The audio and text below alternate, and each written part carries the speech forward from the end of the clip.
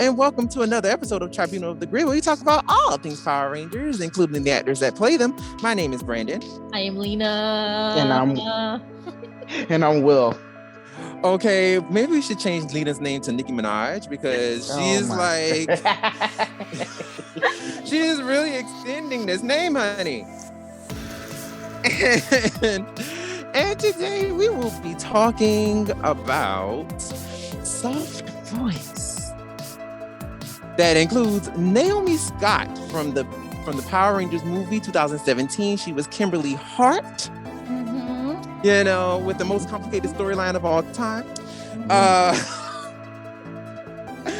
And also we will be covering, you know, we're gonna travel back a little bit because I actually kind of forgot to cover the Hasbro Q1 news. So yeah, we're gonna talk about that real fast. But before we do that, I just want to also bring up to everybody that yes, we are on Apple Podcast. So if you are listening to us on Apple Podcasts, please hit those 5 stars, because you know that'll help us. That'll help improve people finding our podcast, and that'll help, you know, boost us up in the rankings. You know what I'm saying? So go ahead, like. And if you're also on YouTube, like, subscribe, and comment. We also love that too. I mean, thank you so much for listening to our last episode, Mortal Kombat, on YouTube. Thank you so much. We really do appreciate it. That was for us too. We had so much fun. Yeah, we really did.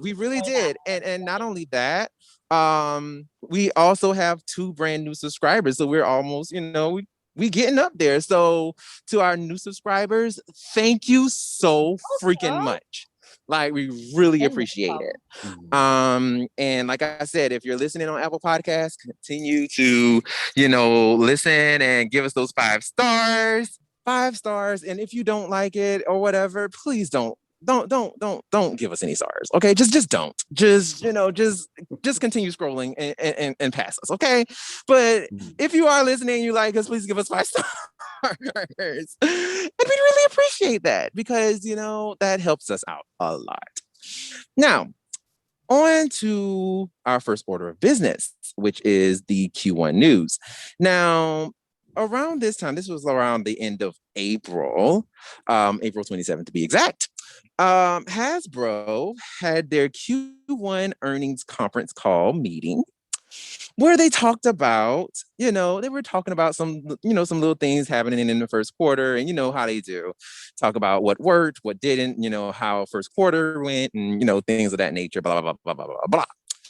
Well, during this meeting, our CEO, Brian Goldner, there's so many Brians, good grief, but Brian Goldner stated that they will announce a new Power Rangers TV series and a new film going to a platform in quotation marks soon. Then he stated that they have been developing new content that will be on a streaming platform. What do you guys think about this? I mean, this is already pretty much news that we've already, you know, kind of already talked about before, but it does kind of seem like he's really like they're really going to try to do something. Like there's really something like coming down the pipeline very soon. Like, thoughts? What do you guys think? Yes, it's nice to finally get some. I'm sorry. No, go ahead. I was just going to say it's nice to finally get some news on, or at least to hear them say that we're about to get news on the film, because we've been in the dark about the film for a while. And then of course it's really exciting to hear about what they're going to do as far as the TV show goes, because that's something else they mentioned in the past, but we haven't had any sort of updates on that either. So this is exciting, something to look forward to. I think this is extremely exciting, and it's kind of nice to see that Hasbro is really trying to make this a big thing again by doing this and that and adding this, which is fantastic, you know? So hopefully, once we do get the film, it's exactly everything we hope for, and more. Hopefully, it will give us all the vibes. Hopefully, it'll be on a big streaming site where it's like Netflix, because hello, or even Amazon Prime. Actually, Amazon Prime has been bringing in some really big and good production too. So I can't hate. So for those of you who have Amazon Prime accounts, use your videos. It is fantastic. I've been watching a few series on there, some movies. Like, I'm just saying, but if it, I just hope, the only thing I do hope for that it doesn't do is bring it to HBO Max. Because then I'm screwed. The Canadians are screwed, and whoever else in the world who does not have HBO Max will be screwed. So This don't do is that. true. I'm just saying, because I'm excited. I would love to have, and I know the other thing too makes me wonder, like, is it going to be a reboot of Mighty Morphin, or we're going to do a whole new thing on his own? I mean, it's more than likely probably gonna be Mighty Morphin for sure. Like I don't necessarily believe they're gonna be like on some like, yeah, we're gonna create something brand spanking new. Like that's not gonna happen. Like they're not doing that. I mean, if they They're do, not gonna do that. if they do, I do hope they decide to do a sequel like ASAP, like do 2 films or something at once, so that way, A, the kids will still stay young, and B, we can actually get something versus like the first movie where we got something and it looked like it was heading towards a sequel, but then it flopped. Yeah, I mean, yeah. Oh. I mean, to be truthfully honest with you, like well, first of all, in this, he mentioned both a TV series and a new film. So I mean, That's a lot. we know that a film is coming, and we know that a TV series is coming as well. I guess my only thing is this TV series going to be animation, or is it going to be live action? And if it's going to be live action, are we going to do more so? Because basically with this new TV series, I'm pretty sure it's probably going to be a little more adult oriented, or at least more like teen-ish, and not so much like, oh, we're going back to, zygotes, and we're going back to 3 and up, that kind of thing. I don't think that is going to be that. I feel like whatever this TV series is going to be, and possibly the movie, I feel like it's probably going to be more so probably at least teen and up. Because they definitely seem like they're trying to appeal to a more wider audience this time around. Right. And they're trying to cover all their bases, I mean, given with Dino Fury, they even seem like they're doing that too. So if that's the case, that'd be pretty interesting. Then it also makes me wonder, how are they going to do Dino Fury and a different series and a film? I mean, well, it just depends, because like, I mean, this Jonathan Entwistle, he's supposed to be basically kind of like the world creator in a sense. Which also speaking of Jonathan Entwistle, I guess for me, I'm a little concerned, because it's like, as of right now, Jonathan Entwistle has like several projects tied to his name right now. So he's working on a lot of stuff. And I kind of feel like Power Rangers is kind of like on the back burner, if you will, in a sense. It doesn't really feel like Power Rangers is his main front facing project at the moment. It doesn't feel like that. Because I want to say he's directing like 2 other projects right now. Like he's working on 2 other things currently. So, it's like, dude is like really working his butt off. So like, as far as creating this world of Power Rangers and rebooting this world, I don't necessarily think that, he's really concentrating on Power Rangers too much at the moment. And also, whatever these shows they're going to be creating in the near future, I'm pretty sure in some way, shape, or form, mirror or either have something to do with the Dino Fury world. If you know what I'm saying? Like there's probably going to be some sort of either aspects or some kind of connection that's going to be with the two. Between the two, we see more of the Morphin Masters, and that's their Easter eggs. It could be. I mean, if Jonathan Entwistle is trying to connect everything, it might be connecting through the Morphin Masters for sure. That's interesting that you feel that way, because I kind of figured that they would separate it, but there would be some sort of like little thread that connects it, but for the most part, it would be separate because of like the tone and everything. I don't think they would. I don't think they would, especially if they're trying to create this big universe. And especially with Jonathan Whistle basically coming in to be like basically doing damage control in a sense, and being like, hey, you know what, this universe is kind of fucked up and I have to fix this. I kind of feel like they're gonna try to make it all one thing, or at least have a common ground, kind of like have a common foundation, to where if we do try to split and go different directions, they can, but at least the foundation is the same. Like, for example, Star Wars. We know we have a basic underlying foundation of exactly what the Star Wars world is. You know what I'm saying? Like, we have that basic ground, and then everything else just kind of branches off and kind of go their own separate way. Whereas in Power Rangers, the world was created with no actual real reasoning of, you know what I'm saying, of going anywhere else. You know what I'm saying? Like, because they really, to be truthfully honest, when they created the Power Rangers world, they only thought that the show was going to last up until episode Doomsday. 40, yeah, 40 and Mighty episodes. Morphin, like they weren't trying to do all those extra episodes like that. And then when they noticed the popularity, they were like, oh, let's keep the party going. You know what I'm saying? So they did, and that's where we get to almost 30 years later.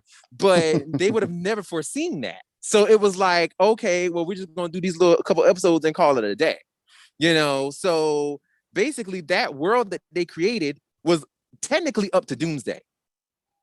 So it was just kind of like, all right, we don't really have a foundation. So at this point, they can really create anything. Like, they can create anything to be its base, and then just kind of like grow from there.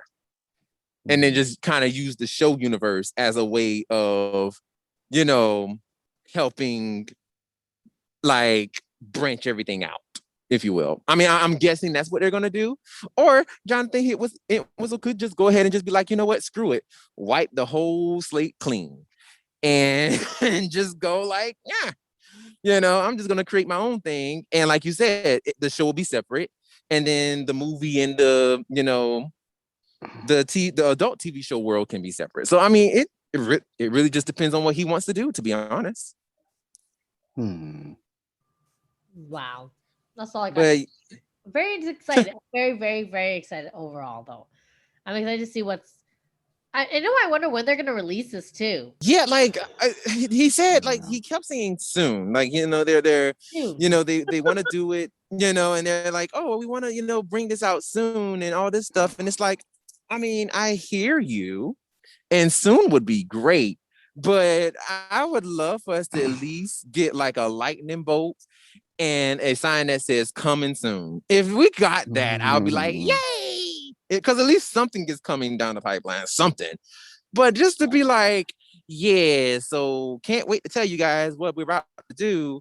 And then 2 weeks later, nothing comes up. It's like, all right, so what's happening? So it's kind of one of those things where it's like, all right, yeah, I hear you. And yeah, we would, this is exciting, yes.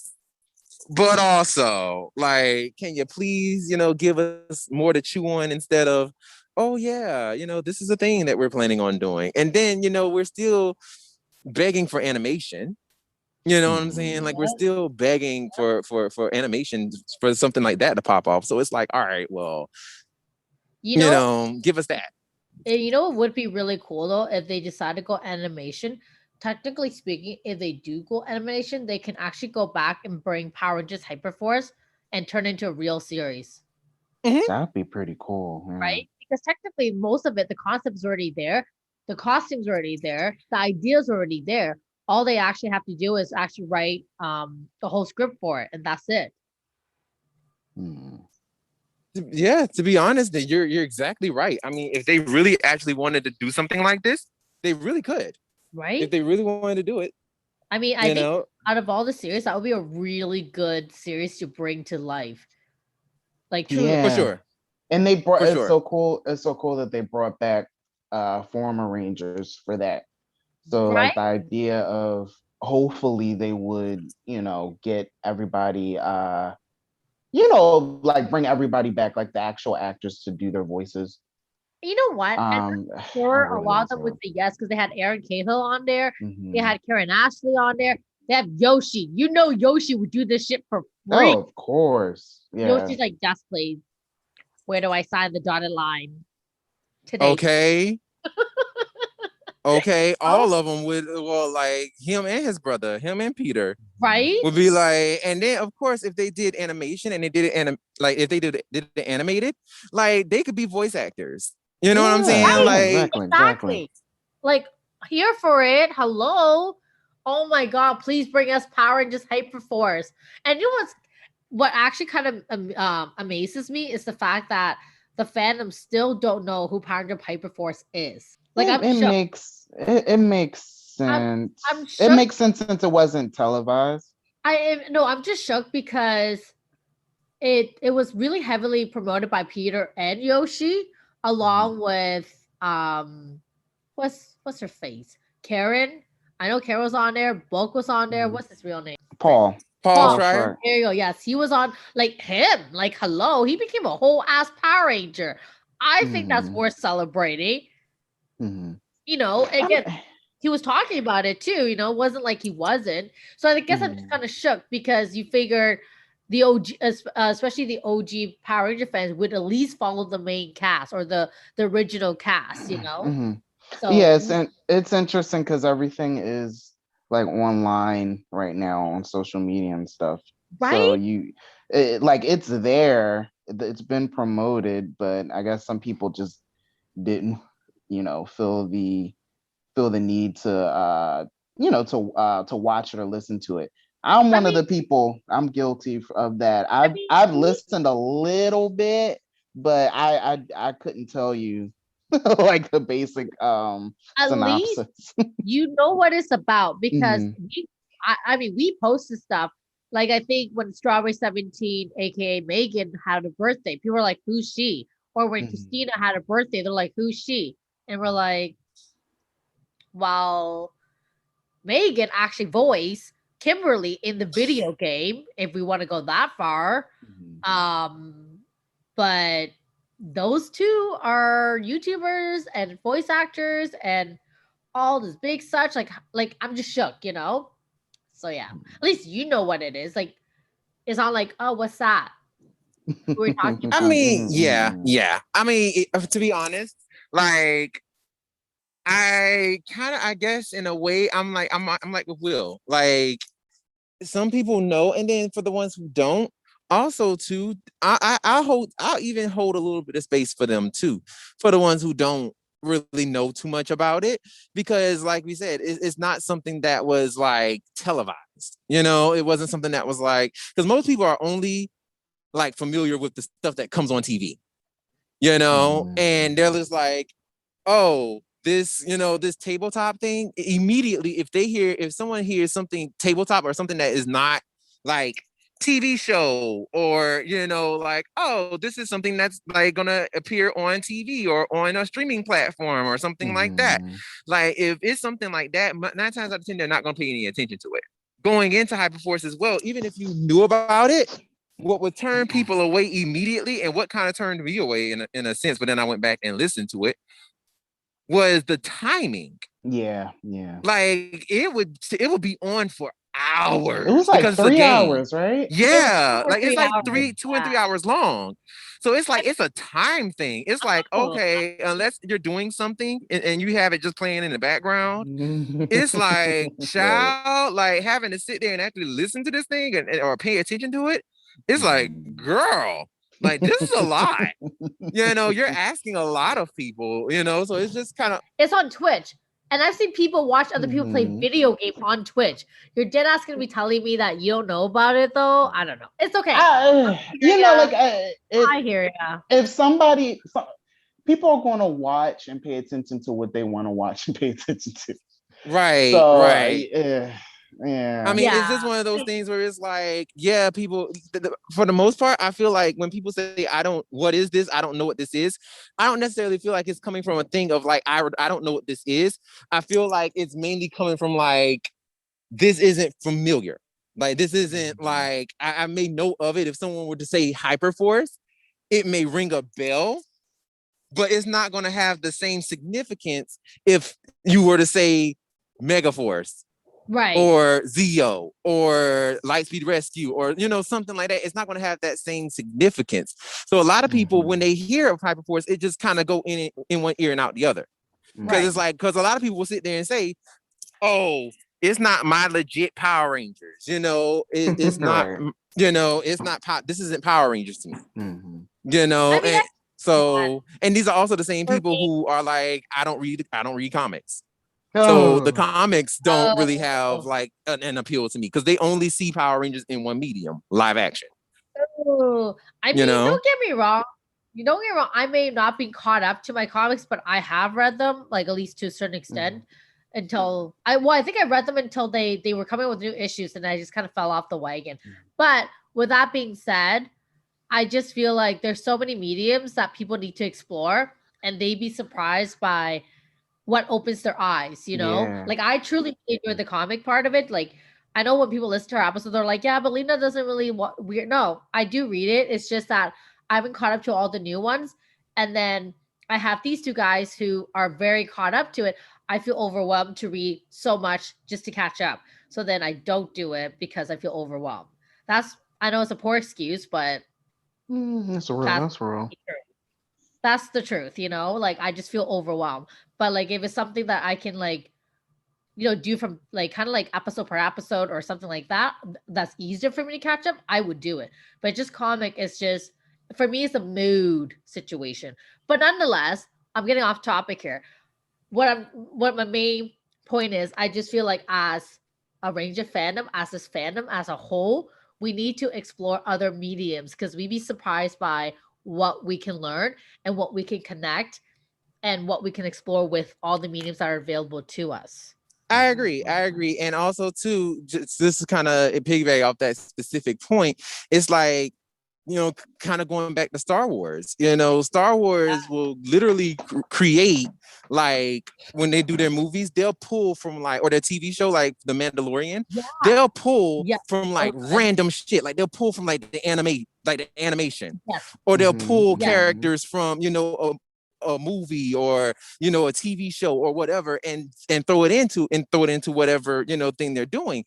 So it would kind of behoove fans to want to kind of at least get their feet wet in everything, because I guarantee you it wouldn't surprise me if, like, say Jonathan Entwistle or maybe even Power Rangers Simon Bennett in the future may pull something from the comics. Yeah. He might pull a monster from the comics. Right. Like, like, for example, we have the Imperials right now.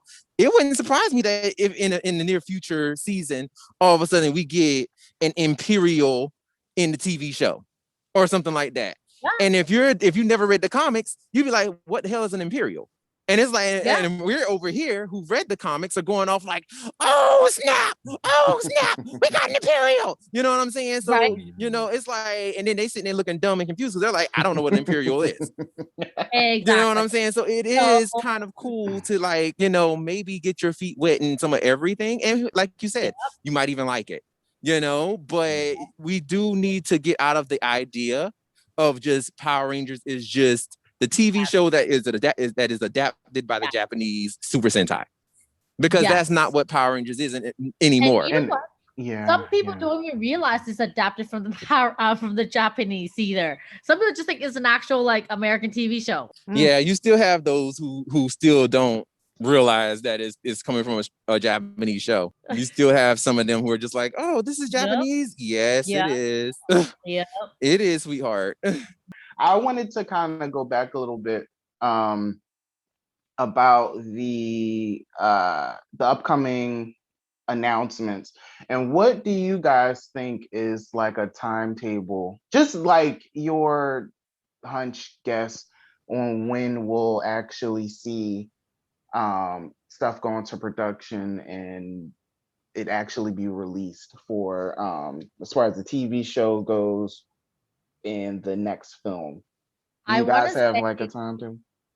I want to say probably if they say okay, if he says soon, and his soon is actually like soon, probably within the next few months, because right now we're in a hiatus with the Dino Fury cast, right? So realistically, this would be a perfect time to drop even like a small trailer or even a sneak peek or whatever to get up more no to get more hype from us, right? But I do think in terms of actually seeing anything, if we're lucky, probably by the end of this year, beginning of next year. Okay, to be 100 with you, I'm not even gonna hold you. I don't think we honestly gonna get anything until 2022 or the end of 2021. I don't think we're even gonna like see so much of like a trailer until Okay. 2022. Here's my thing, and I mean that for like live action. You know, like if we have like a live action TV show, I don't necessarily foresee anything. Like even like that's why I'm like, even if we get like a lightning bolt and say coming soon, I'd be just fine with that if it's live action. If it's animation, it's much easier to pull off. So, if they're like, new content, and that's why he said, new TV show and movie and new content in quotation marks, because I feel like, if they're gonna make an animation show, now would be the time. Now would be the time. It would be a perfect time to give us animation because you don't have to, you'll have a nice little budget that you would have to carve out for animation. And of course, they won't look crappy, but like, so you would need a nice little budget for animation, but it won't be nearly as much of a budget that they would need for brand new live action. That and plus also too, if they're gonna do a live action, the main thing I'm looking at, and I'm specifically looking at you, Power Rangers, the Zygote show that is currently airing, because when it comes to the Zords, I guarantee you 9 times out of 10 they are not going to want to use rubber monsters and rubber Zords. Yeah. They're not gonna want to. They're not gonna want to. So they're gonna have to. They're gonna need to save some kind of money and get some kind of money so that they can cover that budget. That's the main thing. So I feel they have the money. I mean, they do, but also, but do they want to spend it? Yeah. Do they want to spend? You know what I'm saying? Like, it's that. It's mainly, do we want to spend? Do we want to allocate those kind of funds so that we can actually put something like that out? You know what I'm saying? Like, it's mainly that. But they definitely have the money for sure. I mean, they're freaking Hasbro. You know they got the money. But it's just mainly like, how do we see us doing this and actually putting stuff out? Because to be truthfully honest with you, like I know y'all have seen this dude, his stuff on online. Was it Daijujin? The dude who makes all the short films and stuff with the Zords. His stuff looks straight freaking legit. And he doesn't he's doing all this on his own. There is no budget. Like he's doing this by himself on his own.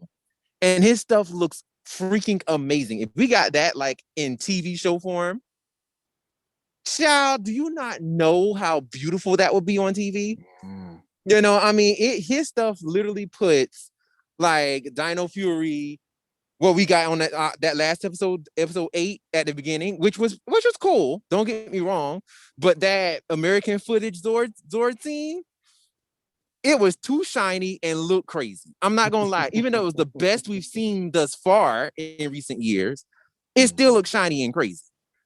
So just imagine something like what old dude is doing on his own, but with a budget. You know what I'm saying? And we get that every episode. Like that would be dope. Heck, so to hire him. Forget it. Just hire him. I mean, I don't disagree with you. I mean, I say hire him too. You know what I'm saying? Give him a job, honey. Give him absolutely. Right?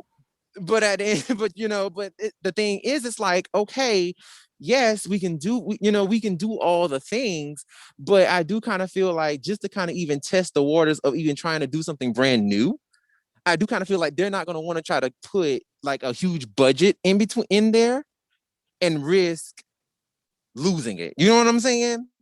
Like, because the thing is, especially fans already feel kind of weird when it comes to, you know what I'm saying, doing anything that is other than what we're used to.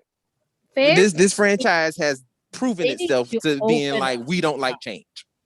Which is so weird, change is inevitable and we've all grown up. So you figure Yeah. that they would want a grown-up version or something new.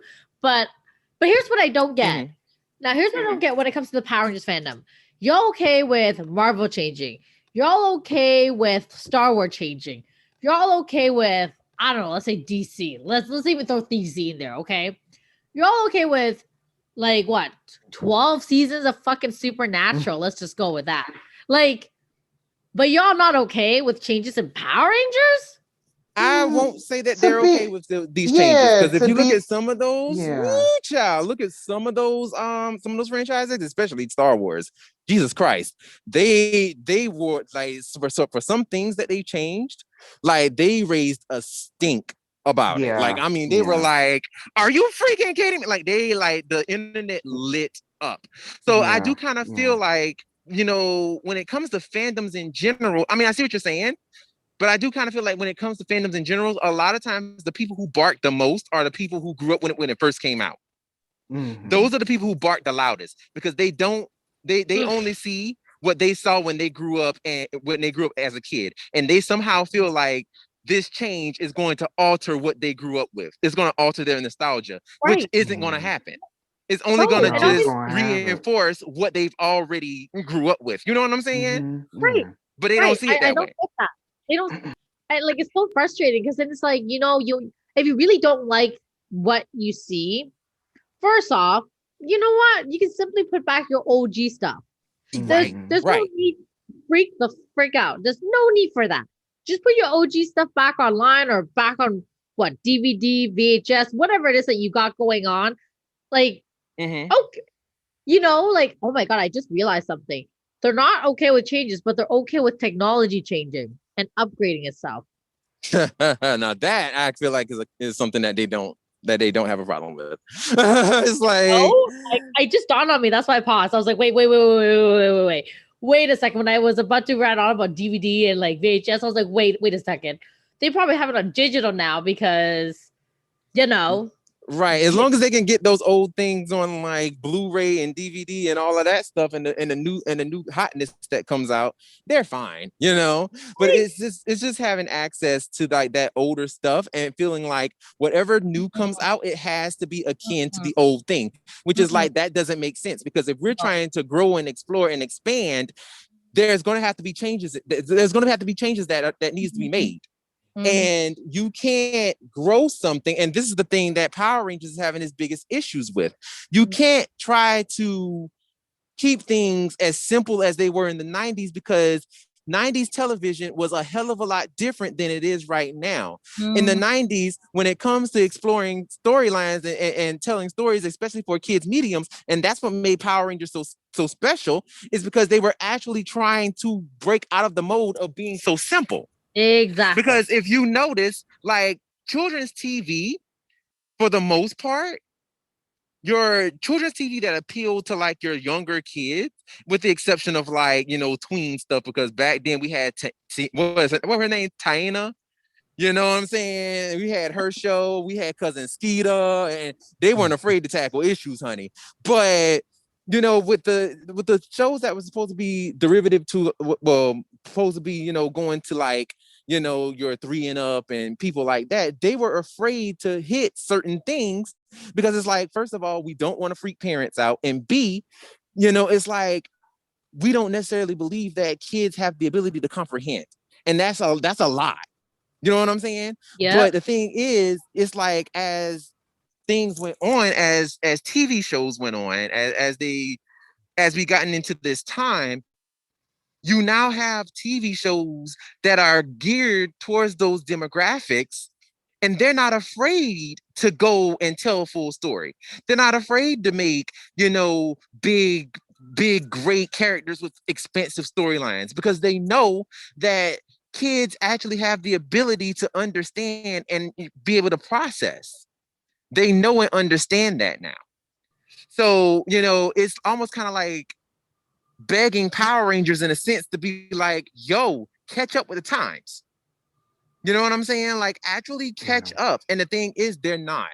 You know what I'm saying? They're still, and even though, Simon Bennett even said, we were kind of given the green light to be like, all right, you can kind of, lift your foot off our necks a little bit so we can tell a more cohesive story.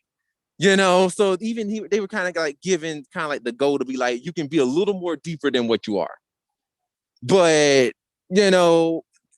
I imagine Dino Fury could have easily been another Ninja Steel. Easily. And it could have been that way because these people in these high positions just feel like this show is for zygotes and for zygotes only. Like these are the kids. The people sitting behind the desks are like, this show is mainly for your zygotes, your 3 and up.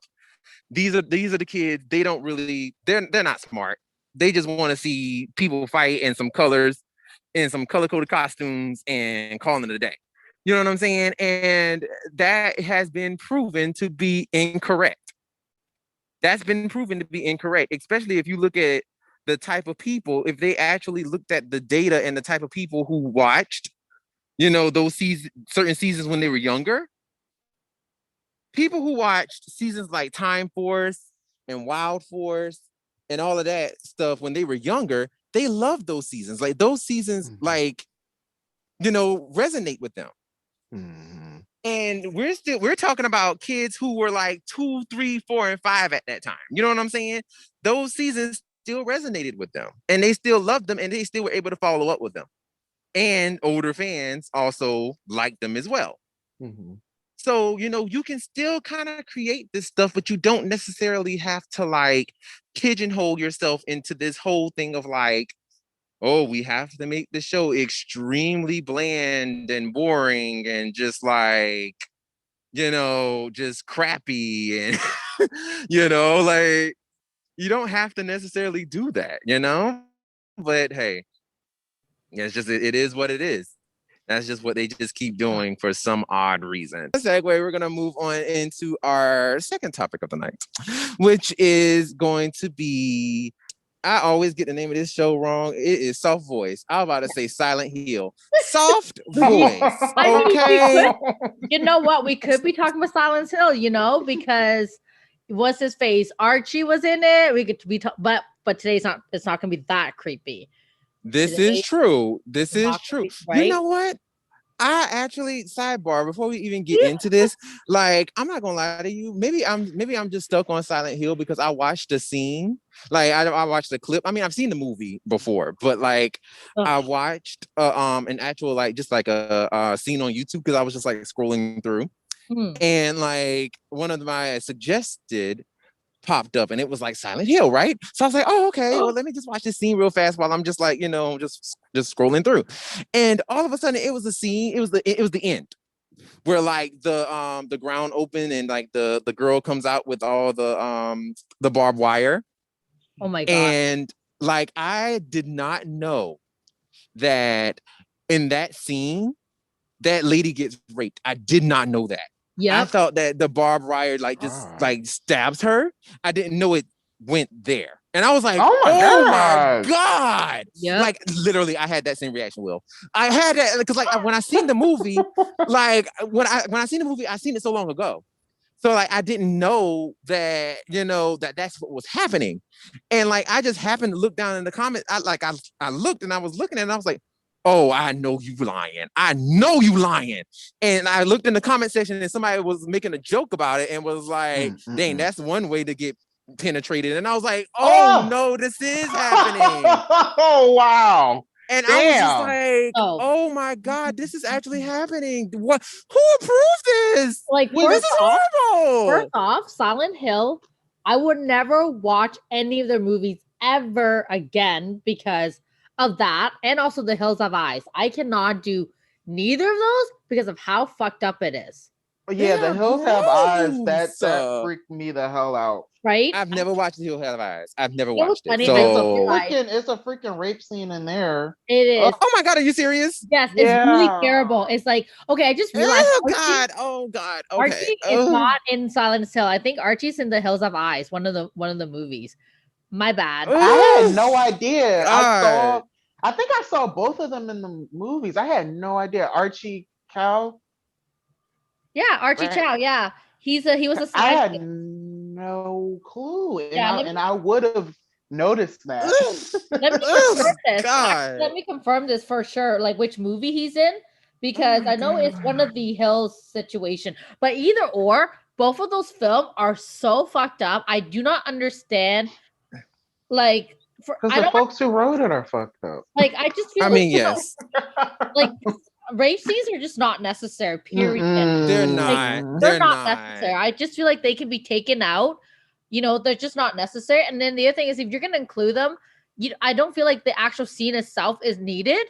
And a lot of the times, You can infer to it. Yeah. Yeah. a lot of the times they include it. Like I'm pretty sure it was The Hills Have Eyes. They included it, and I was like, I'm still shooken up. My whole body's shaking right now. I have post-traumatic stress from that movie. Like as we're talking about, I'm like, Girl, okay. Me I'm too. shaking. I'm like, ooh. Because that I was like, when I Yeah. seen that mess, because like I didn't even like I said, I saw it so long ago. Like I saw it years ago.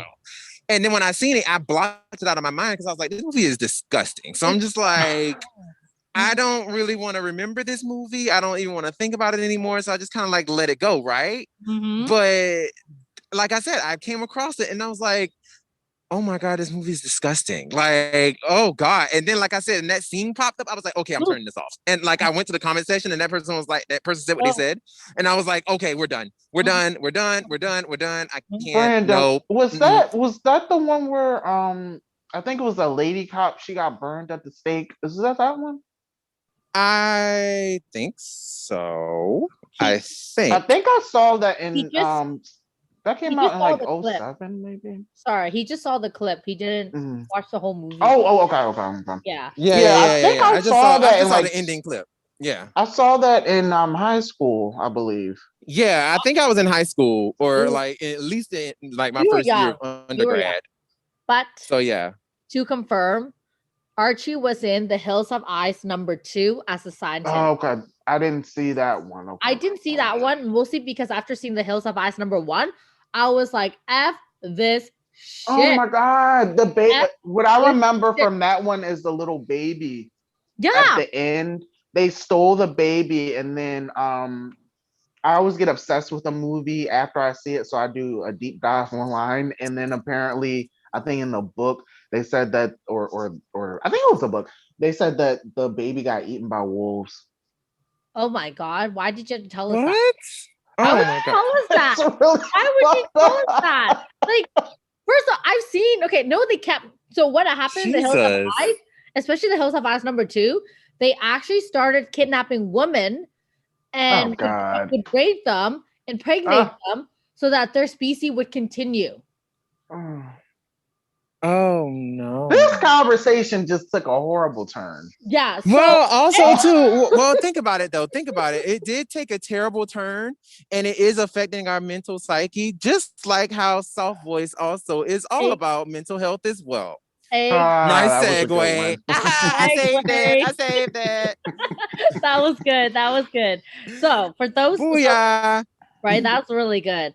So for those of you who don't know, and I do really do encourage it because I know it might not be your cup of tea, and I know for Brennan it wasn't his cup of tea. I know for Will he thoroughly enjoyed it, but there is a podcast series on Apple, on Spotify, on anywhere you listen to your podcast, just like us. So don't forget to subscribe, to hit the 5-star for us, and tell your friend, okay? Segue, sorry. But moving back to the show that we're talking about. So it Soft Voice, it is a new dark comedy thriller podcast that's available once again on Apple Podcasts, Spotify, anywhere you listen to your podcast. It stars Naomi Scott, the 2017 movie Pink Power Ranger, aka Kimberly Ann Hart. She plays a realtor named Lydia in Soft Voice. And essentially, she leads her life with this voice inside of her head, always telling her what to do, essentially leading her to a what we consider as a proper groom life. And she calls this voice in her head soft voice. So for example, Lydia has actually led to succeed because of soft voice. So soft voice will, when she is, giving a viewing or what have you, soft voice will essentially direct her on what to say, how to say it, how to act, how to react, what to do, how to turn situation into a positive situation in Lydia's favor. Soft voice will go as far as telling her what kind of yogurt to eat for that day, to always focus on the goal. So for some strange reason, soft voice seems to have a whole entire agenda for Lydia. Soft voice came to Lydia when she was about 4 years old, and ever since then has always sort of, I guess, in our mind, in her mind, has led her to success. So, for example, what to wear, what not to wear, what to eat, when to eat, to intermittent fast, not to intermittent fast. Like the list literally goes on. One might think it's like a subconscious voice of like the good, soft voice could be considered as the good voice, the voice that tells you from right to wrong, etc. Except with deeper dive, I feel like soft voice only does what is great for them, not so much of from right to wrong. So that makes you wonder. And then the other thing is too, there is no other voice other than just soft voice for now. So as time goes on, we, of course, we get introduced to soft voice and Lydia in episode 1, and exactly the details I just given you, who she is, how they come to be, etc. Episode 2, Lydia wakes up and soft voice is no longer around. She disappears. She disappears for the whole weekend, maybe even longer. And we don't know what happened to soft voice and why she stopped telling Lydia what to do. Makes me wonder, in a sense that, again, why does she have voices, but it's only that one voice that's telling her what to do? We were talking about this a little earlier.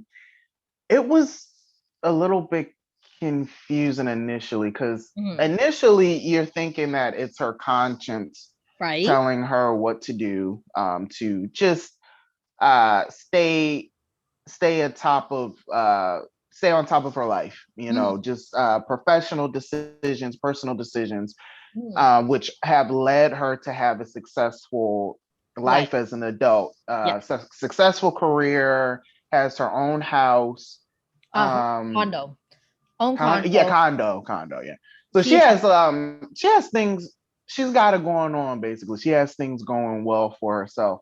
Yeah. And then you see that when she doesn't hear the voice, she's not able to properly function. She can function, yeah. Like she's looking for that that validation of, okay, am I doing this right?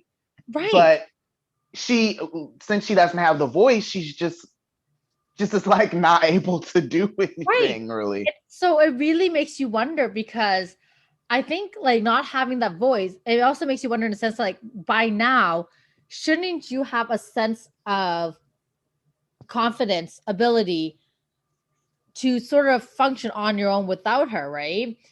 Yeah. But she doesn't. She really doesn't. She falls apart without soft voice. And she doesn't know what to do, which is also really confusing, because then it leads us to think, okay, and this is where I agree with you, where it's kind of confusing, because it's like, so first it's a conscious telling her, how to be who she is.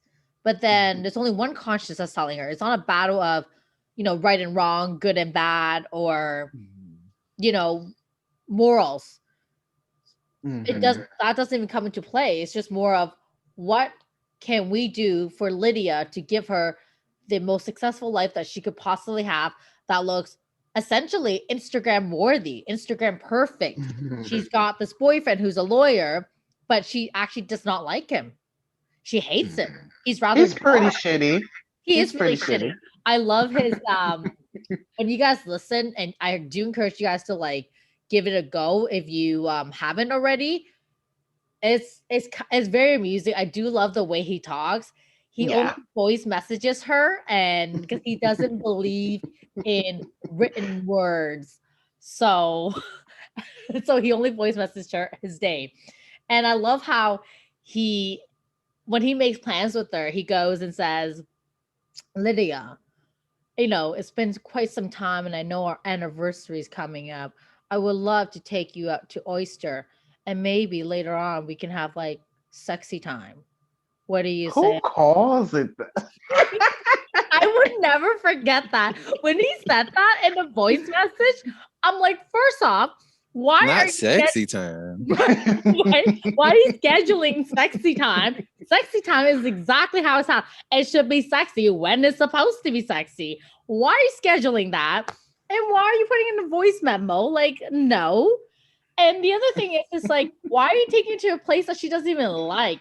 And not cute. He's oblivious. He's oblivious. Like, you don't even know that your girlfriend doesn't like oysters. She's like physically repulsed by them. And they've been dating for like 3 years. So it just really makes me wonder, But the one thing that I do want to bring up before we move a little bit further is he's a lawyer, and he was explaining to Lydia one day the differences between manslaughter and murder. Mm-hmm. And manslaughter is when you don't intend to commit a crime by killing somebody, but you do so anyways. Where murder, you have every intention to hurt the person, and then you fulfill that by actually hurting that person. The reason why that's being brought up is because that plays a really huge part in what happens in this series. Also, pause. Spoiler alert. If you do not want to be spoiled by this whole episode, definitely pause this episode and go listen to it and then come back. But the episodes are not long, so it probably won't take you more than 3 hours to do that if you have time to kill. But if you don't, you've been warned. So we'll go forward. We'll tell you all about it. This is important in terms of manslaughter and murder. But one day after it felt like a whole weekend, was it? And almost, Friday night, Saturday, Sunday. And then Monday rolls around. She gets a voice in her head and she thinks it's soft voice, but it's not. It is dun dun dun dark voice. Dark voice. And dark voice is completely different because she's harping like on all of her insecurities and is very, very negative. Now, I got a question. Yeah. With Dark Voice, is Dark Voice when she first appears, right? When she on her first little episode in her first part of episode 2. When she first appears, is she trying to like convince her to like play with herself at the very beginning? Because I was just kind of like, that part lost me. Because I was just like, when she was like, take your hand, and she's like, no. And I'm just like, what is happening? Like, are you about to play with your punani pocket? What's happening?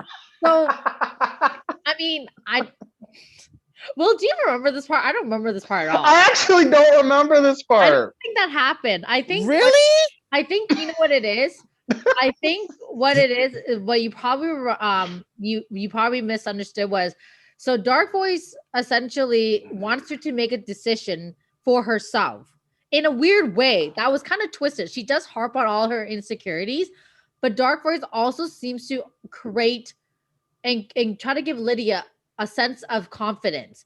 So right, I get that. Yeah. Well, so what you might have heard was probably her telling her what to do, and not so much of playing with herself, but her telling her to play with herself. I really don't recall that scene though, because I don't know. That's crazy. You would think I would too. Because listen. Now I know I have a twisted demeanor mind anyway. So I mean, like, but Also, too, I swear to you, when I was listening to that at the beginning of episode 2, I promise you, I was like, is she trying to get her You know to play what? herself? Like, She very well could have. I don't really recall that scene myself, but she very well could have. You know, I mean, I listened to it twice, but the only thing I could think of is that it was the scene where she was standing in front of her Granny Night Night's old age home, and she says, "Take your hand, put it in your pocket, pull it out, and bribe her with €1,000." no, this at like at the very beginning when she first like like when Soft Boys first comes. And she's having that first interaction with her at the house. You mean after Dark she Voice? Wakes up? Dark Voice, yeah. When Dark Voice is having this, those two are having that interaction, her and Lydia, and she's like, I don't even know who you are, and she's like introducing herself and everything, and they're having their first meeting. That's the scene I'm talking about. Like maybe and maybe I'm wrong. Maybe it's not that. I mean, we're gonna have to go back on our own time and listen to this, and right. Maybe this will encourage you to listen to the show too. I mean, right, because we all want to hear about female masturbation, right? Yeah, right? Totally. Right? Carry on. Well, no, it's not so much of that. We want to hear the reason why I'm encouraging, so that way you can tell us who was right and who was wrong. But nonetheless, moving forward, and also if you want to hear about female masturbation, you can totally want to go ahead and listen to that. But go ahead. I'm pretty sure that did not happen. I'm pretty positive that it was just her trying to figure it out, because yeah, I really don't recall that, because I feel like if that did happen, I mean, I would remember it. And secondly, I listened to it twice and I don't recall hearing that at all. And I'm pretty sure it's something Will would remember. Yeah. Well, I mean, if I guess. Well, go ahead. I know. I think it'll be the first thing Will be like, Lena, what are you making me listen to? What is happening? Well, I mean, I'm pretty sure they're not gonna like have labored breathing in there. What the hell? Like, they're not gonna do that, obviously. But I mean, also too, they have Lydia doing a bunch of other stuff, so I wouldn't be surprised. I mean, from what I've listened to, like, I don't think they're gonna go that far. Like, I mean, yeah, they do kind of go far, but they don't go that far. But then again, I only listened to 2 episodes, they go like you they go pretty deep. So anyhow, moving back, we get introduced to Dark Voice, and essentially Dark Voice convinces Lydia to do quite a bit of stuff. And this is where we get to the point where we notice that she blacks out and she doesn't know what happens or how she gets there. And so it makes me wonder, does she have other problems that we were never aware of? Yeah. This is definitely when you start to wonder if there's like a psychological issue going on with her. The fact that she's losing periods of time and just straight up doesn't remember it. Right. I'm thinking, of course, like the salon. I'm not going to. Oh, I'm sorry. Are you talking about the salon scene? The salon. Well, you know what? No, I'm not going to say it just yet because it's okay. A little bit ahead. But I'm thinking of something that happens a little bit later on. Okay. Sure. No problem. With a drill. No problem. Yeah, no problem. So one of the example that we want to give in terms of her losing track of time is when Lydia finally wakes up again after being introduced to Dark Voice. She's in the salon chair and she's realizing she's getting her hair done, but not only just like a cut and a trim and a wash, nothing like that. She's literally sitting in the chair having her hair dyed to coral, not pink, coral, and then after that gets done, she's apparently asking for a pixie cut, but that's not something that she's normally used to. So then when she tries to stop the hairstylist from continuing forward, the hairstylist says, no. Don't you remember when you came in earlier, you told me that this is what you wanted and that if you have some point change your mind to not listen to you because this is exactly what you want and that you're not going to change your mind now. So hold my word to this exact point. And that's what they did. She had fallen asleep in the chair. She woken up and she has no idea how she got to the chair. No idea how she got to the salon. No idea that she's already been drinking. Although the night before she was drinking with her colleague, but that's not the point. And now the hairstylist is explaining to her what she requests of her, and now she's just fulfilling her request. So she's like, okay, whatever, not whatever, but like she was pretty freaking out about it, but she didn't know what to say because Lydia herself doesn't have the confidence to say no or to stand up for herself when she doesn't want to do something. She only has the confidence when soft voice was leading her, right? But now she's at the point where she doesn't have soft voice, and she's waking up with her hair being completely chopped off and dyed. She doesn't know what to do. So she goes and pays for it.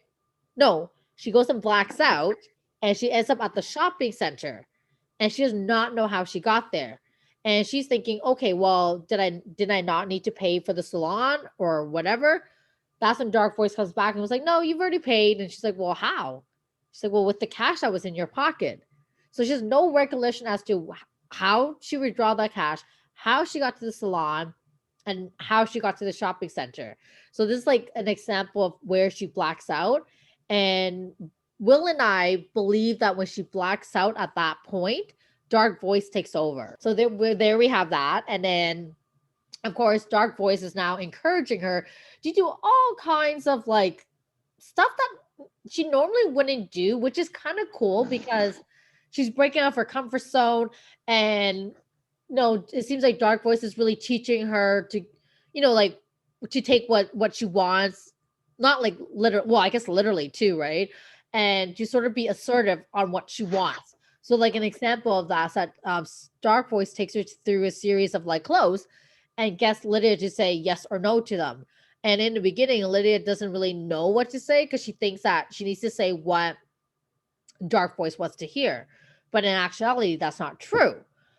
So moving forward, Dark Voice has now encouraged Lydia to take Granny Night Night out of her retirement. Was it retirement home or a old age home? Which one is it? It's same thing, right? Okay. Anyways, she goes and ends up at the old age home where it's like I think close to midnight or something ridiculously late, and visiting hour was over.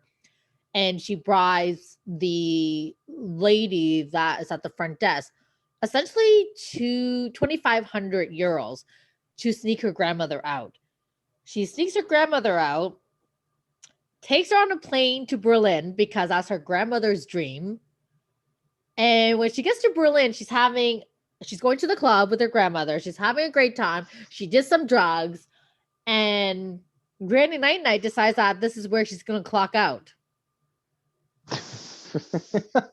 Yeah, this was one of my favorite parts. The fact that so they go to what I thought was like a gay club because they're that too, Yeah, and because they're talking about handsome, well-built guys in harnesses. So that sounds pretty gay club to me. I mean, it's gay and kinky. That's all I got to say. Like Granny Night Night's got taste, okay? And and then Granny, the fact that she actually she met these guys on an app. She knows how to use an app, and remember, she's 89 years old, and she knows how to use an app to meet folks.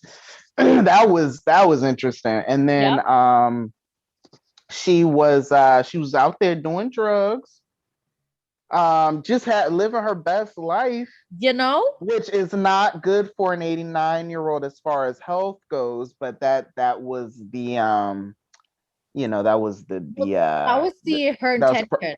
The intention. Listen. Granny Night Night was like, if I'm gonna go out, let me go out with a bang. Absolutely. Yeah. Okay. Yeah. You went out with a bang. So Granny Night Night meets these guys on this app that first of all, Lydia doesn't even know how she's got a cell phone, but she's got a cell phone. And she meets these folks online who are also gay.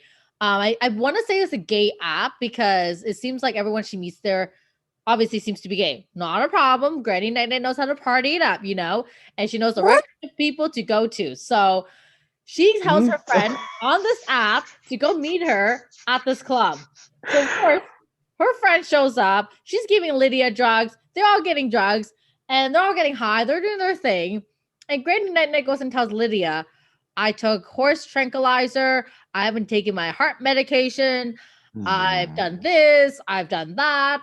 So this is where I will be gone. Bye.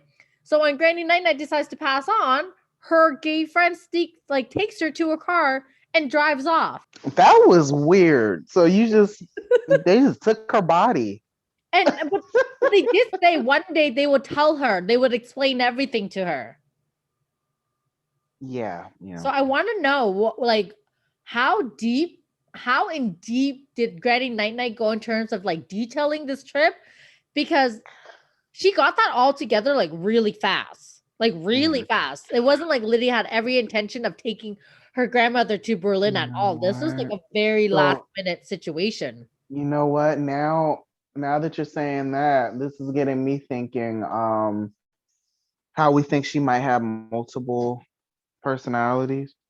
Right. Maybe this was a situation of we heard a certain chain of events that happened that night, but maybe something else actually happened. Maybe and because of the little precursor we got with learning what manslaughter is, right. Maybe she was more hands-on with her grandmother taking those drugs. And it's funny you mentioned that because I lost my trail of thought because at one point forward into the series, Lydia says something about her grandmother knowing who she really is. I'm not sure if you caught on to that one particular line, but when I listened back on it, I heard that and I was like, wait, what? So maybe her grandmother has always known about her multiple personalities. Maybe.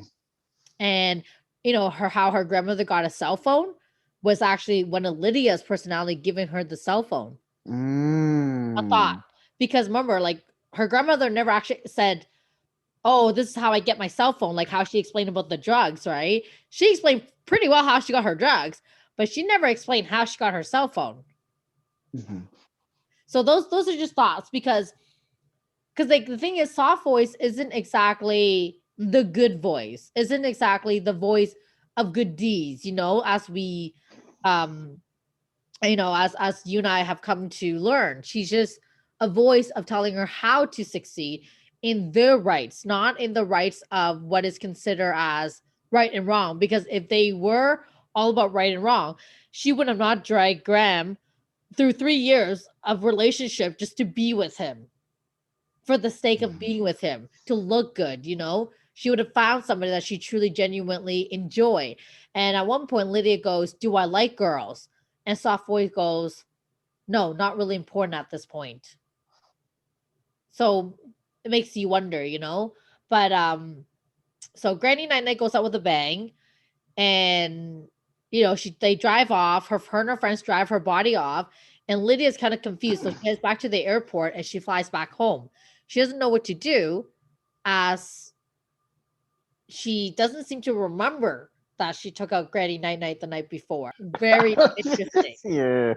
Very interesting. So after she makes it back from from the whole ordeal, she's at a convenience store. At least that's what I think it is. And she's trying to buy a Turkish Delight, which is such a gross candy. Turkish Delight. Like, who wants a Turkish Delight? What is that? It's a candy bar. So essentially, it's not a candy bar like how Americans call a candy bar.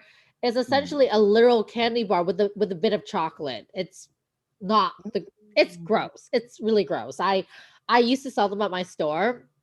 And yeah, it's a gross kind of candy. I'm looking at pictures of it. It does look nasty. It's gross. I tried it once because everyone's like, it's so good. Turkish Delight is so good. So I'm like, all right, let me give it a shot. I've never tried a Turkish Delight. Yeah, don't do it. Just don't. Like, it's just gross. It's chewy and like sticky and like not in a good way either. It's not chewy sticky like, oh, a Mars bar. Like, no. Save yourself. Don't do it. Just don't do it.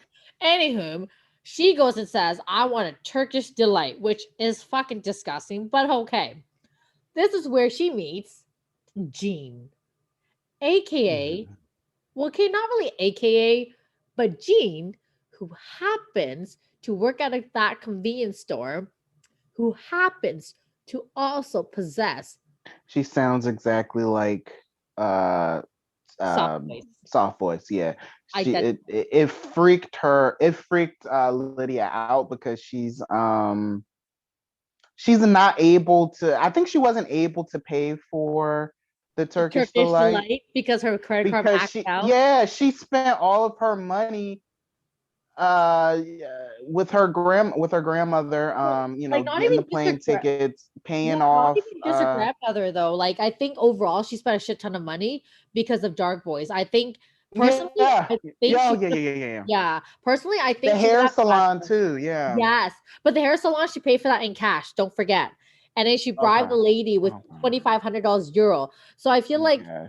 personally, if she had a credit card, it would be a high limit because she seems like she's really well off, right? So Mhm. it makes me wonder because How like much money does she spend? Oh my god. exactly because the plane tickets. Let's be honest here. The plane tickets can't be more than like 2 to 3 grand at most. Hmm. I say this because on her way back, it was like $700 euro. Hmm. So it was $700 euro for one way. So two tickets can't be more than 2 to 3 grand tops. So that makes me wonder overall how much money did she really spend? Because I would suspect Lydia have a high credit limit given the fact that she is the top realtor in, I want to say London. London, yeah. Yeah. She owns her own home. She remodeled her kitchen. She has a jacuzzi bath and all kinds of things. So it really makes me wonder in the sense that, like, okay, there's no way that her limit is only $2,000, like on her credit card.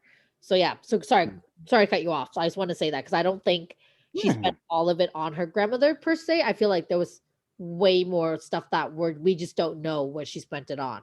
Yeah. Yeah. So when she's realizing that she has no money, she's crying and she hears a voice that sounds exactly like soft voice who she hasn't heard from in weeks. And she looks up and it is, oh my god, I just had Jean, a brain fart. What's her name again? Jean is Jean. Yes, they basically kind of hit it off in a sense because she notices that she's just going through it. She's like sobbing and stuff. So I mean, I Jean gives her go. I wouldn't say they hit it off per se. I would definitely say like Jean just felt bad for her because she did pretty Hmm. much say so. She's like, I pity you. So I'm just gonna give you Hmm. this chocolate bar for free. Hmm. So you can take the chocolate bar, no problem. But I think what with Lydia, it was that she was just so shook that she sounded just like soft voice that she couldn't let it go. Hmm. And she feels like at that moment in time, it was like she thought it was like a sign that this is soft voice, that she needs this particular woman in her life. And but the reason why, but the reason behind it, like Jean does not know. So she was just like, you know what, whatever. Like, you seem like you could use a friend. So if you want, like, we can hang out another time.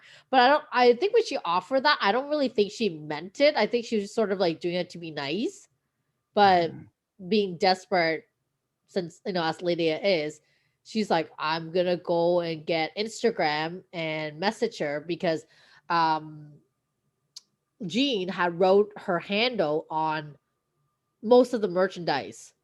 So Yeah, which that was kind of weird. that She was said really she did it because she wanted to up her followers. yeah, she wanted to grow her following on Insta. So that was also kind of strange, but I was like, okay. But overall, though, Jean is a very strange woman, in my opinion. Yeah, yeah, Like she seemed definitely. really, really smart, but then really stupid, and then really Oh smart. damn. You That notice, like, was mean. I mean, this is I true. think that she has like some sort of like maybe like an intellectual problem, and then Right. yeah. But I guess like for me, what threw me off was like she went from one extreme to the next. Like, Mhm. not to sound like rude, like it when I said the word stupid, not to sound rude, I take that back.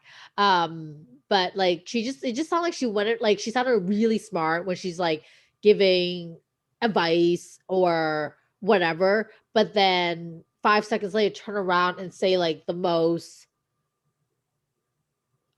unintelligent thing. Like Mhm. when she was trying to read the word marathon, she couldn't read the word marathon right off the bat, and I didn't get that right. So Mhm. Lydia, so what's her face? Jean also writes poetry. She loves poetry. The weird messed up part with her is that she likes to write poetry in her own blood. She feels that her blood has X amount of bloods, therefore she can only use X amount of words. Um, Mhm. and she has to choose them, and they have to be meaningful, which I also don't understand. So she's an odd character overall. She's very interesting. So Lydia's obviously like, oh my god, you're soft voice. I must have you near me. I must have you by me. You must be my savior, right? So Lydia goes and messages her, and they get on at this point. They do get on really well. Lydia's also opening up to the fact that she could be bisexual or lesbian. Mhm. She's trying to label it, but it's not a big deal, whatever. Mhm. They get on really well. They're doing their thing, but she just can't shake the fact that she sounds like soft voice. She doesn't seem to understand. And I think the other thing that's throwing off Lydia too is the fact that she says certain phrase that soft voice will say, like jam tomorrow. So jam tomorrow means if Lydia wanted to go out tonight with her friends, soft voice will say jam tomorrow as a reminder that you know what, you have other goals, and your goals tonight is not to be hanging out with your friends drinking, because you can do that another day. You can do that once you succeed. You can do that once you reach that goal. You can do that once this goal has been completed. So jam tomorrow is a phrase that soft voice would always use with Lydia, right? To remind her to stay on point, to stay on gold, to stay focused, which is great. Mhm. So she'll use phrases like that that really got Lydia even more like get like I guess a hold on Lydia, if you will. It just kind of holds on to her being like, oh my god, I feel like this is soft voice. And of course, dark voice not really helping the situation. Mhm. Decided to show her certain memories of possibly how soft voice escaped. I believe this is the part where oh my god, why do I keep forgetting her name? One more time, what's her name? Jean? Jean. Yes, Jean. Jean. Jean. So Jean, like Jean is Jean. giving, yeah, she is giving Lydia a head massage, and she feels a hole on the top of Lydia's head. And then long story short, Lydia at some point drilled a hole in the top of her head. By And herself. by herself, yeah. Like, the fuck? Right. So she has no recollection of this at all. And None.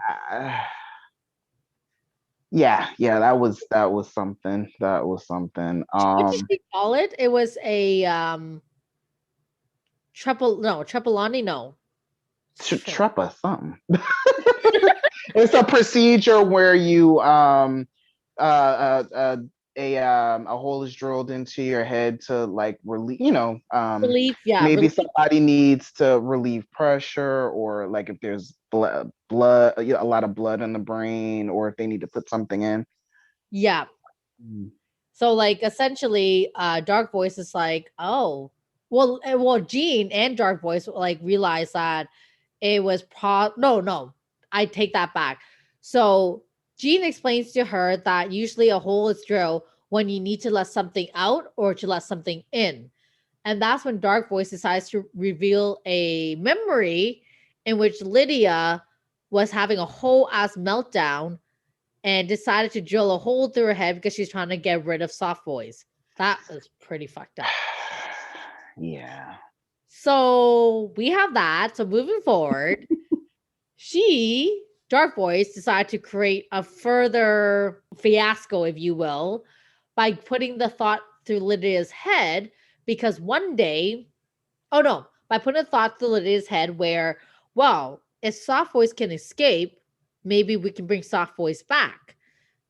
Because now we're believing that Jean is Soft Voice. So the opportunity came when actually the opportunity presented itself when one day Lydia and Jean were supposed to hang out because at this point Jean no Lydia sorry Lydia just wants to spend her every waking moment with Jean because she genuinely believes that Jean would be the way to save her career, save her life, save everything, right? Save her money, if you will. So she wants to spend her every waking moment with Jean. So one day they're supposed to hang out, and Jean was just sort of like, I don't think I want to hang out tonight because I have a headache. So she's like, well, why don't you come over to my house and I can take care of you? So, she gives her a jacuzzi bath and she decides it'll be a great idea to drill a head through Jean's head to bring back Soft Voice. Yeah, that's what she does, because she's that desperate to have Soft Voice to come back to tell her what to do and to give her the perfect life. Since Soft Voice has been gone, Lydia has lost her job. She has no Yes, money. no money. She spent it all. Yeah, and she's also getting calls from the old folks home about her grandmother and the fact that there is surveillance footage of her quote unquote kidnapping her grandmother. Right. So I completely forgot all about her that. life is in ruins without well, she thinks that it's because it's without Soft Voice, but her life is in shambles right now. I mean, girl, just own up to the fact that it's you. But yes, thank you for that. I completely forgot all about that. Yeah, like her life is just no, she's just like the worst day possible repeating itself. Like that's Lydia right now. And that was the other thing that made me wonder, like, how does she continue living without having money at all to pay for? I mean, I presume that her apartment is basically paid off, but I was like, how is she living? Like, how is she, living basically, basic needs? This is like the infancy of the issues. Like the issues just happened. So she has, a little bit of time to just like relax, chill, and not do anything. But obviously, as more time will go on, she would then have to deal with the realities. But like this stuff just happened. Right. This is true. So, no, well, here we are. Granny Night Night's gone missing. Everyone's trying to look for Granny Night Night, including the cops, including her parents. Of course, Lydia, good friend Jean, pointed out to her that she won't be caught that quickly as the nurse that she bribed will not come forward because if she comes forward, then she'll have to admit the fact that she took a bribe in order to let Granny Night Night get kidnapped. That will ruin her job. So she won't say nothing. See, that was the smart, and that's an example of Jean being smart. While Lydia's freaking out about being caught, Jean goes, well, technically speaking, she won't say nothing because if she says something, then she'll bring herself down and she'll bring you down. So realistically, she's not going to bring her down to bring you down, nor to bring you down. Anyways, you get the idea. So that was the smart thing that she brought up. And I was like, that was genius of you because that is very, very true. She won't come forward as it would bring her down too. So you would never know what happened Granny Night Night at this point. Then it also makes me wonder. I wonder if she went into the surveillance tape and deleted it because technically speaking, they didn't have the CCT footage of her kidnapping her grandmother. It's just that Lydia believed that they still did. Okay. Because remember, if they did have the footage, Lydia would have been done for. She would have been done for. But they don't have that footage because I think the nurse that she bribed off actually deleted that or did something to it because they weren't able to find her because like later on in the series they have concluded her as missing and they decided to have a funeral without a proper body. So that kind of like goes to conclude the fact that they actually never figured out what happened to her, and they figured that since she was so old, she couldn't have gone far. So they were only looking within the area. They actually didn't look farther than Berlin. So Granny Night Night is resting fine in Berlin somewhere. We don't know where, but somewhere. But yeah, like she lost her job, which is also kind of interesting though, because it seems like she's such a terrible real estate agent without soft voice. So an example of that was when someone was viewing one of the house. They're like, "Oh, what is that smell?" She's like, "Oh, it's probably the rats in the walls." Like, like who Right. says that? It's interesting that her boss would fire her like that when she is, thanks to software, she is a great real estate agent. Right. But the fact that he so quickly fired her, that is very interesting. Well, But if you recall, he seems to be a very selfish person, because if you recall in his voice message, he was like, um, you know, you are my top agent. You are the reason why we have a business here. We rely on you. So why are you being so selfish? I'm not sure if you remember that voicemail where he was like yeah. getting her to come back to work. And she was like, nah, I'm shopping. Nay, nay, I'm out. Remember, like it was like in the earlier scene where she was getting her hair done, she was going shopping, and her boss was like, "Well, you need to come back." And then when she decided not to come back, he was like, "Well, why are you being so selfish? This whole company relies on you. This whole company runs off of your Mhm. income." So Mhm. you're absolutely right in terms of why he fired her so quick. But I also think for him, it was just a reaction to have some sort of control.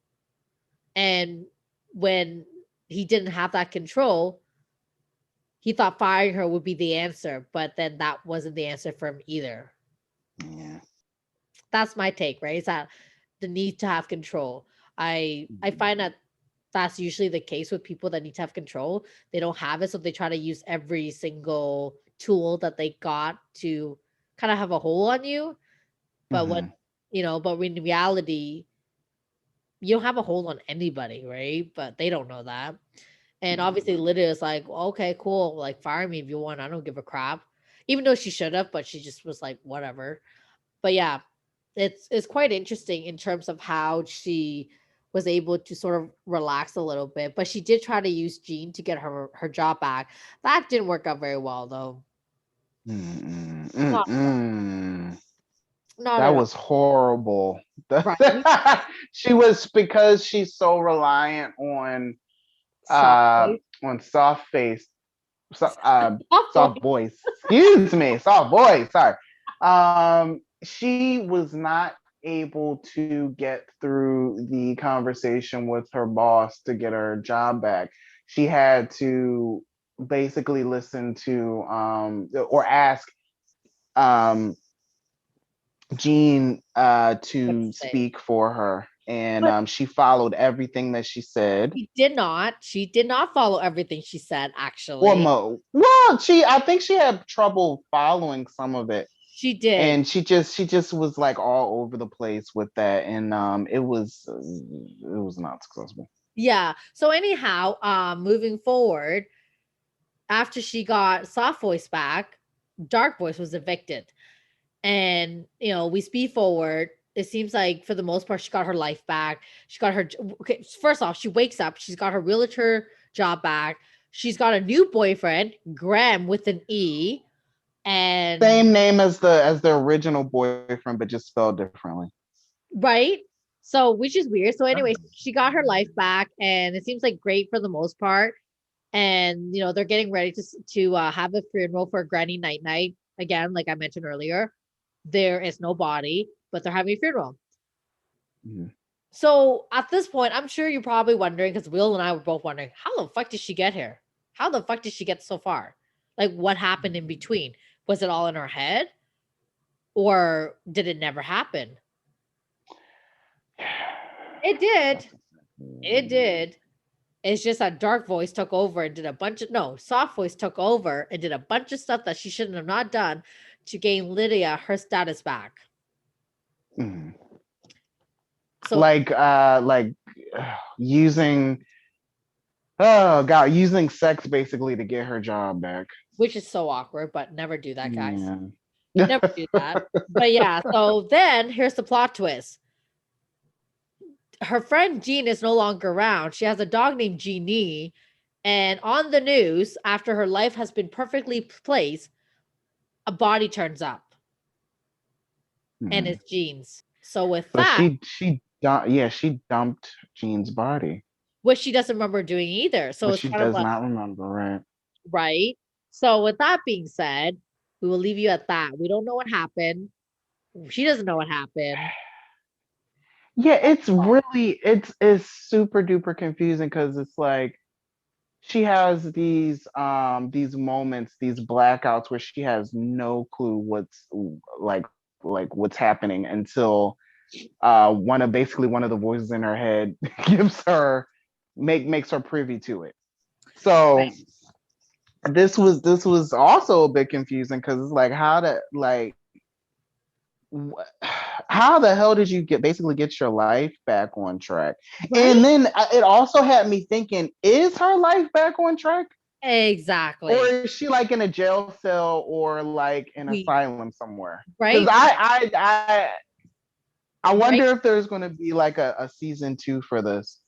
Right. I agree with you. So we'll bring this to a close because this episode is like, whoo. I mean, this show overall is just everywhere. So we hope that at this point we have encouraged you to listen to it, to form your own opinions. Let us know what you think.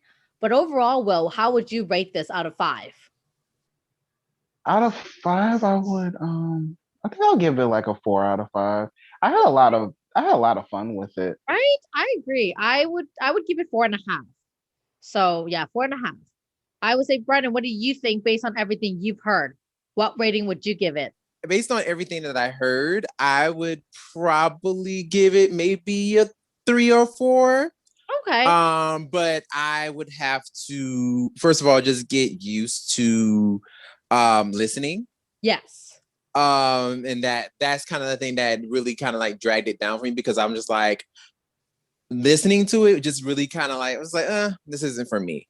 Yeah. So, like it's kind of like, almost kind of like an apples and oranges thing. Like it's like kind of like one of those things where it's like, okay, yeah, if you try it and you like it, and it's like, okay, cool. Yeah. And if you're into that kind of thing, then cool. If not, then it's not gonna be for you. And for me, this wasn't for me. Oh yeah. But overall, it was like, okay, cool. I listened to the first episode. I was like, no tea, no shade. The voices were draining me. I was like, I can't do this for too long. It's probably something for me that I would have to like listen to like weekly. Like instead of like binging, like trying to binge in like a couple of days, it would have to be something that I'm like, I have to listen to. If I'm going to listen to it again, it would have to be something where I'm like, okay, I'll give it like an episode a day. Definitely. Or something like that. Because like, I'm not going to lie, I did it weekly too. And it was very draining. I had to really think about it. Not because it's draining because I didn't like it, was because I had so many questions. Yeah, I mean, well, for me, I just didn't like it. So I'm just like, okay, I mean, based on what you're saying, it sounds interesting. But and not saying that, you guys should listen to me and be like, I'm not gonna try this because you may try it and you may like it. So I'm not gonna say, don't listen to it because I'm not listening to it. But just check it out. Like, because I tried it out, and that's how I learned it wasn't for me. So, I would strongly suggest, especially with what they were talking about and how, how they explained it and stuff like that. It sounds like it's pretty good. So if you, want to listen to it or at least want to try it out, I suggest do it. It's on Apple Podcasts. So if you are listening to us on Apple Podcasts, you can listen to that. You can listen to Soft Voice on Apple Podcasts too and try it out. You know what I'm saying? So absolutely. So just test it out and see what you think. So in conclusion today, guys, change is not always a bad thing. It is not. It is not. It is best to always try everything at least once. Okay? It is best to always try something at least once. And with that being said, that is the end of our episode today. My name is Brandon. I am Lena. And I'm Will. And we will see you next time. Bye. Bye. All right, bye-bye.